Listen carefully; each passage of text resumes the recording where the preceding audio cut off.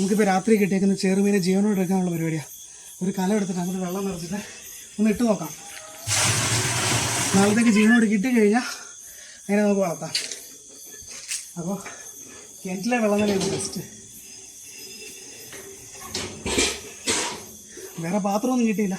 ഒരു വലിയ കലം എടുത്തിട്ട് കഴിയൊക്കെ റെഡിയാക്കി അതിനകത്തേക്ക് വെള്ളം നിറഞ്ഞിട്ട് ഇപ്പം നമ്മൾ അതിനൊരു വെള്ളത്തിലാക്കി വെച്ചിട്ടുണ്ട്. അതിനെന്തായാലും നല്ല ജീവനുണ്ട്, പെട്ടെന്ന് ചാവത്തില്ലെന്നാണ് തോന്നണേ.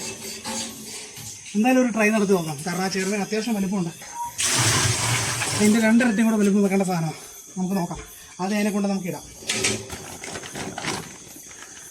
അപ്പോൾ ഇതാണ് നമുക്ക് കിട്ടിയിരിക്കുന്ന ചെറുവിനെ. നല്ല സൈസുണ്ട്, അത്യാവശ്യം എൻ്റെ കൈയിനേക്കാട്ടിലും എൻ്റെ കൈയുടെ വലിപ്പമുണ്ട്, നല്ല കളറൊക്കെ ഉണ്ട്.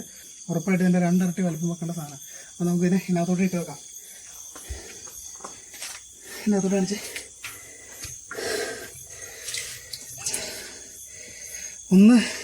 ആളൊന്ന് വെള്ളം കടിച്ചാൽ മതി, ഓക്കെയാണ്. വെള്ളം കടിച്ചു കഴിഞ്ഞാൽ പിന്നെ ജീവനോടെ നിൽക്കുമെന്നുള്ള കാര്യം ഉറപ്പാണ്. അപ്പോൾ എനക്കെല്ലാം നിൽക്കുന്നുണ്ട്. ഇച്ചിരി വെള്ളം എടുക്കടാ.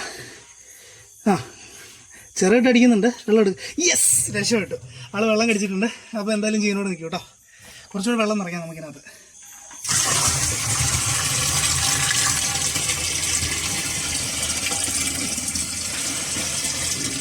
അങ്ങനെ നമ്മൾ വെള്ളമൊക്കെ വെച്ച് നമ്മളിതിനെ സെറ്റാക്കിയിട്ട് വെച്ചിട്ടുണ്ട്. 2 ദിവസം നമുക്കിനകത്ത് ഇട്ട് നോക്കാം. ആൾ സർവൈവ് ചെയ്യുന്നുണ്ടെന്നുണ്ടെങ്കിൽ നമുക്ക് അടുത്തൊരു ഓപ്ഷനിലേക്ക് മാറ്റി ഇതിനെ നമുക്ക് വളർത്താം.